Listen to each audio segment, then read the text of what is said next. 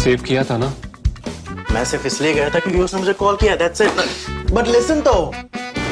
Save it for someone else.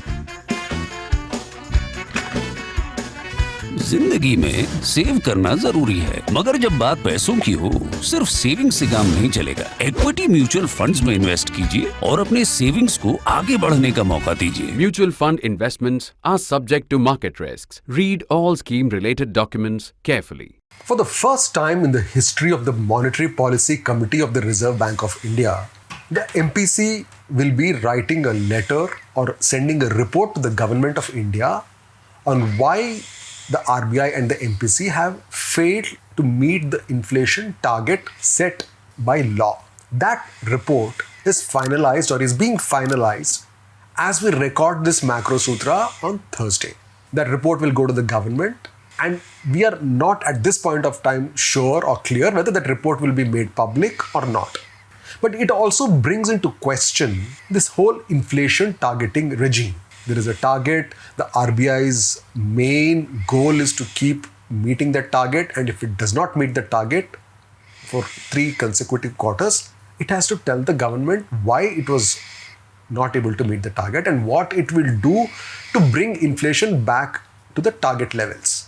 That is what we are going to discuss today on Macrosutra. Hello and welcome. I'm YP Rajesh, Managing Editor at ThePrint, and I have Radhika Pandey from NIPFP. Hi Radhika. So as we talk, there is a meeting going on in Mumbai on this whole report that the RBI MPC has to submit to the government. For people who, I said in the introduction that for the first time in the history of RBI, but the history of RBI is much longer. Yes. The history of MPC is only 6 years. Yeah. So it's actually for the first time in 6 years. Yeah. So can you tell us a little bit about the background of this target that was set and why this report has to be sent to the government? So in 2016, India adopted inflation targeting regime, which means that the RBI was given a formal objective of managing inflation. The target is set by the central government as per the RBI Act. So the Reserve Bank of India Act was amended in 2016 to provide for a single objective to RBI, which is managing inflation, keeping in mind the objective of growth. That is why we refer to it as a flexible inflation targeting regime, where the primary objective is managing inflation, but keeping in mind the objective of growth. So that was introduced in 2016, and along with this amendment, a host of provisions were added to the Reserve Bank of India Act to operationalize this regime. So what it required announcing a target. So the target was 4% plus minus a band plus minus 2%. So the inflation target is from 2 to 6%. That was one of the things that were introduced. The other thing was that the rates would be set by a monetary policy committee. The composition of monetary policy committee was discussed in great detail before actually adopting the inflation targeting regime. So we had a number of expert committee reports. The history of this discussion that India should move to inflation targeting regime, it goes way back to 2000. So it's not something which is new. It has been a part of policy discourse for the last 2 decades. And it was only in 2016 that we actually made legal provisions to operationalize the inflation targeting regime. So one is the target. The other is that a committee was set up to set the policy rate. And the good thing about the regime is that there are certain accountability provisions, accountability and transparency provisions that were introduced. That is that if you are not, the central bank is not able to achieve the target for 3 consecutive quarters, then it has to do some explanation. Now, various countries have different arrangements, but in India, the arrangement is that there would be a letter sent to the government, which would have 3 parts. The first part would be the reasons for deviation from the inflation target. The second would be what are the remedial measures that are envisaged to move back to the target. And third is what is the estimated time within which the RBI and the MPC thinks that the target would be, the inflation would be brought back to the target. So this is the background. And because we have not achieved the inflation target target for 3 consecutive quarters, and this we knew on 12th of October. Therefore, now there is this need to send the letter to the government. Within 1 month of that Within 1 month, date. Yes. The 3 parts of the letter you mentioned: reasons for failure, proposed remedial action, and how soon or what is the time frame for that remedial action to bear results. So the first one, I guess, is a little easy because we've discussed it several times.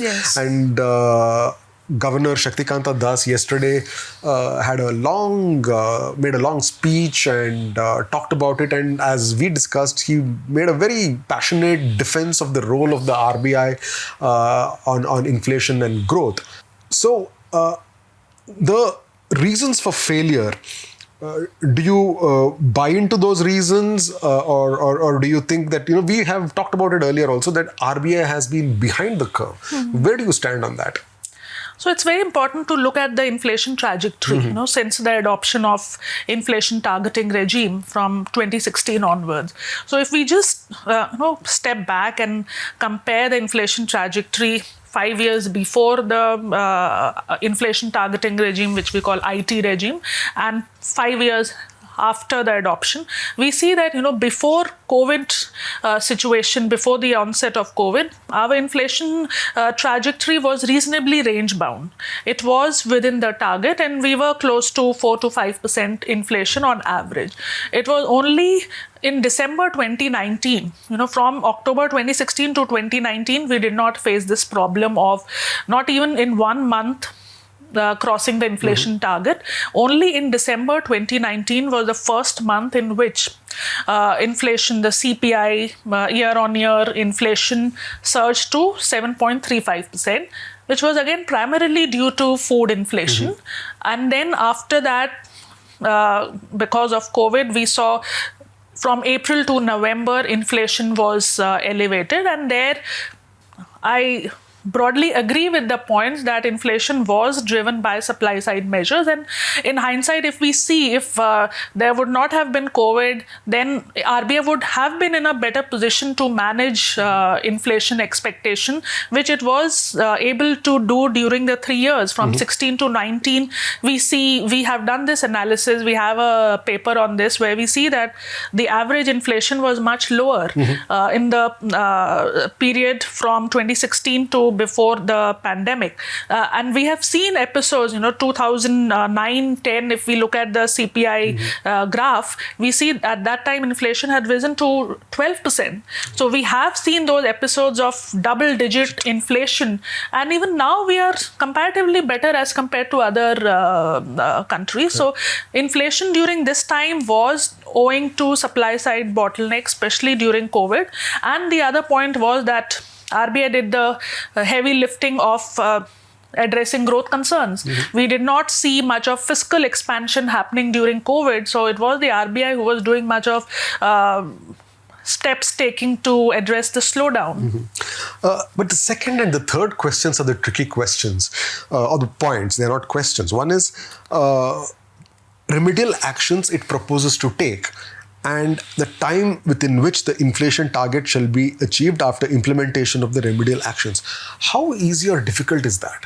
See, on the third question, we already have some guidance. So the projections that are made by the MPC, which are released along with the monetary policy statement, they do tell us that according to RBI's projection, by the beginning of the next year, inflation would fall below 6%. So there would be some refinements to those projections, but that is all. That would be the essence of the third question, where they would be providing their estimates with some scenarios that, okay, if oil price is $100 per barrel, then inflation would be this much. If it falls, then we would be able to achieve this, our target at a much earlier and much easier. So all those things the RBI is already doing as part of its forecasting models and techniques. So that is not again, that is not hard. That would be, and we can estimate, we can have some idea about the response based on their monetary policy communication, the statements that they have been making, the reports. So, 2 reports come out, one in April and October, that provide a sense of where the RBI thinks the inflation is headed, given certain assumptions and scenarios. The tricky part is the second question. Remedial action. Because with the RBI, there is only one instrument. RBI can only increase the rate. It can only raise the repo rate. Whereas for growth, it had a number of options. But for this, it can only raise rates. And there would be some understanding of how much. So only the response could be what will be the terminal rate, till when do they think that they will raise interest rates? When would they give some pause and try to analyze the impact? Because monetary policy operates with a lag. They have already implemented 190 basis points rate hike. So what is the cumulative impact of that? So I think that is what would be the standard response, because that is the only blunt instrument that the MPC has at its disposal. In fact, Governor Das yesterday had a very interesting analogy on how the RBI is watching inflation and trying to tackle it. He said he gave a story from the Mahabharata. He said it's like Arjuna when he went to the Swayamvara and he had to hit the eye of the fish that was revolving above. He had to look at the water and then aim at the fish, and the fish is the inflation, and he had to take into account the water, the wind, the speed of the fish which is revolving and all of that. And we are doing the same kind of exercise when we are keeping a watch on inflation, which is fantastic.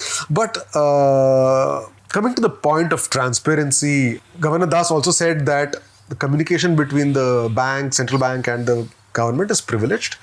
He cannot make it public. He's informing the government. It is up to the government to make it public. It may go to the standing committee of parliament, or it could be placed in parliament, or the government might just put it out, or whatever. Where do you stand on this issue of transparency? Because inflation is not something that is a private conversation between the bank and the government. Inflation affects you, me, our viewers, the governor, the government, everyone.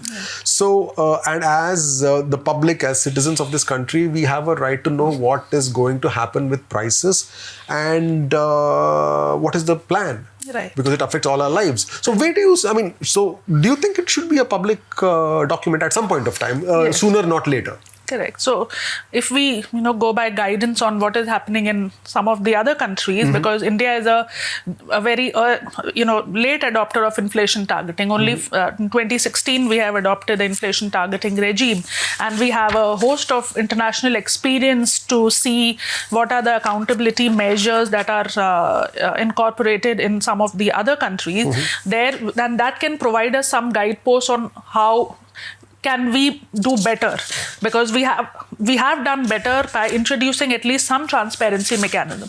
Earlier there was no mechanism, there was no objective. Now at least we have an objective and we have some transparency mechanism, and there is scope for improving that further, but that would require amendments to the law to enable that the report should be made public, in what time frame it should be made public. So that is something that, because till now it wasn't anticipated that there would be a situation where inflation would be above the target for 3 consecutive quarters. So I think now the next round of reviewing some of the provisions would focus on this part, that can we do better on transparency and accountability by releasing the letter, by making at least the contours of the broad contours of the letter public. Because if we look at some of the other countries, if we see UK, there the arrangement is that an open letter is written by the governor to the Treasury Secretary, and that letter is released as part of the minutes of the Monetary Policy Committee meeting. And there is another letter which is written by the Treasury Secretary to the governor, acknowledging that he has received the letter and he agrees to what you are doing or what you are not doing, and the government on its part will do this. So then the public will get a broad picture of what the central bank is doing and what the government is doing, because it's not just a monetary phenomenon. Supply side issues require fiscal intervention. So that will make the circle clear, that will make the picture clear. So I think there is a scope for further improving upon the transparency. Okay. Let's go to questions. We have a lot of very good, interesting questions, Radhika. The first one is from Deepmalya Ganite. Hi, Deepmalya. Welcome to the Print Macrosutra. What are the ways we can counter hyperinflation if it occurs? Is it good to have a recession rather than a hyperinflation? So currently thankfully, we are not in a situation of hyperinflation, because normally hyperinflation... What is the textbook it is double explanation digits. of double digit? Double digit, if it's above 10%, 15%, because there are lots of terms used, hyperinflation, then galloping inflation. There are lots of such terms used, and there is no one such standard threshold for what is hyper and what is galloping inflation. But generally, it is understood that hyperinflation is when we are moving into double digit. But at this point, again, we cannot prioritize whether we'll focus on hyperinflation or recession. Both need to be balanced, and that is what central banks are doing globally, walking the tightrope between managing growth and inflation dynamics. Because once we start, having very front-loaded, aggressive rate hikes, that will have an impact on inflation going forward, maybe 3 to 4 quarters, but it will also have an impact on growth. So these things have to be tackled, addressed simultaneously, and it is a challenge. The one word that comes to my mind, which we haven't heard too much in recent months, is stagflation. What's happening to stagflation? Stagflation, currently in India, we do not have that kind of a situation, because we are experiencing positive growth. And if we look at our monthly indicators, we saw GST rising to record levels, the purchasing managers index, both industry, manufacturing and services, back to 55 levels. So I think we are on growth front, we are not doing that bad. At least the festival induced surge is visible. Credit is doing well. Some of the production indicators are doing well. So I think we are not in the stagflation situation. Advanced economies, yes, some of the advanced economies are grappling with stagflation. Although on the GST front, I must say that inflation plays its role. Absolutely. Vinayak Sardesai, with inflation staying above the upper tolerance limit for 9 straight months, it is clear that the steps taken by RBI, including raising key rates, have not worked so far.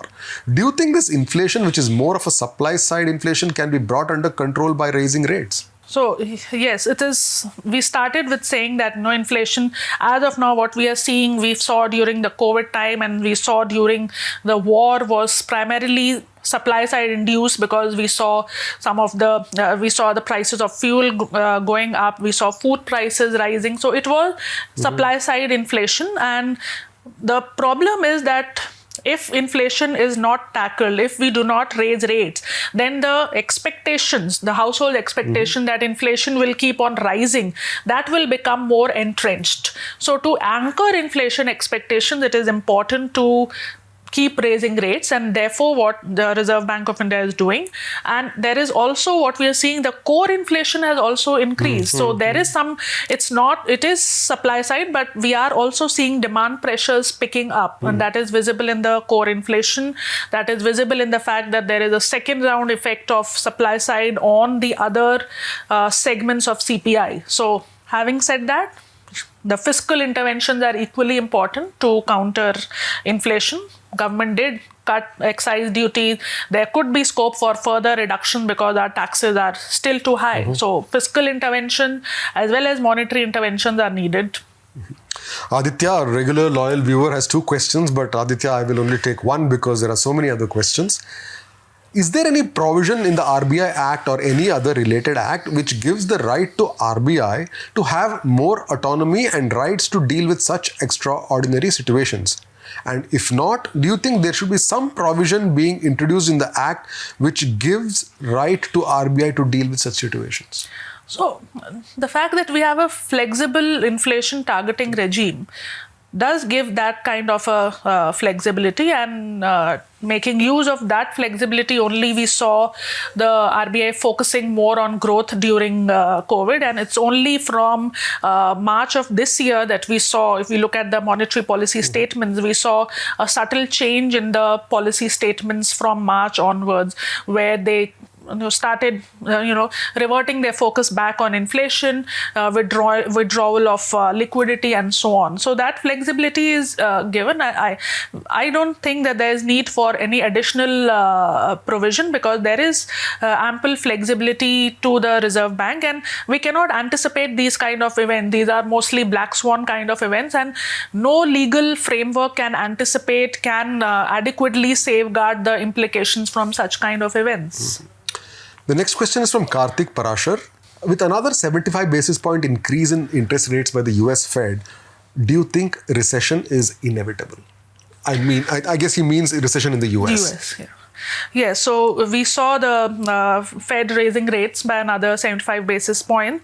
But what is now equally important is also to, because markets were more concerned with what is the guidance given for future rate hikes, because that is what we saw. Even the markets were rising before the monetary policy announcement by the US Fed, because they thought that, okay, this 75 basis points is known, but there was this optimism that now the Fed will go slow on raising rates, and we do see some inclination of that from the policy statement that was released as part of the Fed announcement, where they say that now they will look at the cumulative impact of their increases that they have done.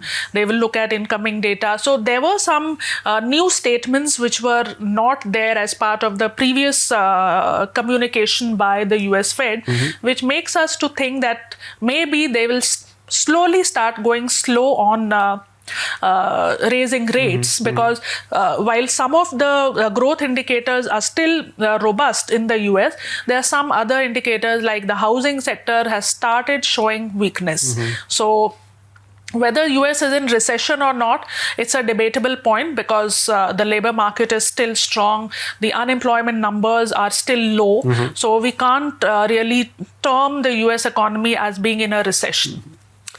The next one is from Sankalp. Consistently failing to achieve inflation targets damages the credibility of a central bank. What is the global perception of RBI's independence? And then the next question, I promise you, Sankalp, I had not seen your question when I asked it. He said, are we in a phase of stagflation? You already answered that. Shouldn't inflation control and focus on supply side economics be our top priorities before we can even think of fixing demand? Okay. Yeah, so credibility of RBI and its independence. Okay, abroad. That was the first question. Yeah, I think there is no. I mean, internationally, I don't think that the credibility of the RBI is dented. I think particularly after the adoption of the IT regime, I think the RBI has international recognition of being a trusted central bank. That is not a problem, because if we judge the credibility by the fact that RBI has failed to achieve the inflation target, then we see same kind of situation is happening in the UK also. It is happening in Australia also. There also, Australia, the accountability mechanism is parliamentary hearing. So there, the governor did a testimony in front of the parliament on the reasons why they could not achieve the target. Similarly, the UK governor sent an open letter to the Treasury Secretary on why they failed. So I think those things have become common, and it's not just that RBI has failed to achieve the inflation target. The other central banks are also failing, because there the target is 2% and inflation is 10%, 10.7% there. So that problem all advanced economies are grappling with. The good point is that because mostly countries have inflation targeting regime, they all have some kind of accountability measure. So the pressure will be there on central bank to manage inflation and not divert from the main inflation focus towards other areas like exchange rate management or debt management or other things. The last question is from Sanjay Tiwari. How does the US focus on reduction of inflation in the US, how will it affect countries like India and other emerging economies, because Europe is already quite paranoid about it, he says. I think he's talking about the Inflation Reduction Act. In the US, In the US, how does the it affect inflation- India, other emerging economies, and Europe seems to be very paranoid about that. Right. So Inflation Reduction Act is one of the response by the US economy to the rising inflation, and there are two critical elements of the act. One is that they think that they are going to reduce deficit, because as we've discussed in our last episode also, if the deficit is more, it poses a problem for inflation, it poses a problem for monetary policy. So one element of the Inflation Reduction Act is that they are going to invest some amount of money towards deficit reduction. And they are going to tax the super rich corporates. They are not going to tax the families or households with income below a certain threshold level. So that is one part of the Inflation Reduction Act. The second part is focusing more on domestic industries. So it's more similar to our PLI or Make in India, where the government is giving tax concessions for green energy, for incentivizing domestic manufacturers to manufacture green energy related products, decarbonization and so on. Also, some sourcing requirements have been imposed that when you manufacture something, then the raw materials have to be sourced from American inputs only, American goods only.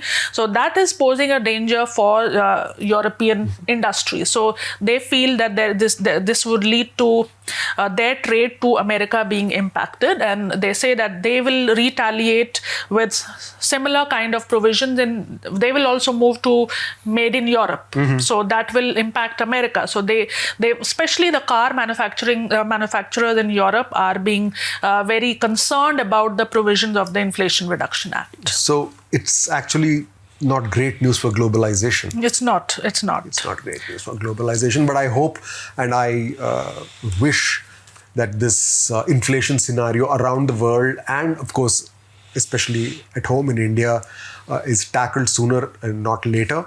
And I know that will depend a lot on what happens to the war in Europe. That is actually at the center of our whole economic crisis around the world. Hopefully, it's sooner than later, like I said. And thank you for watching this episode of Macrosutra. Hopefully, by the next episode, next Friday, this report from the MPC will be known in some measure, if not full measure, and the government will make it public. Transparency should be the name of the game. On that note, thank you for watching this episode, and please come back for the next episode on Friday next. Thank you.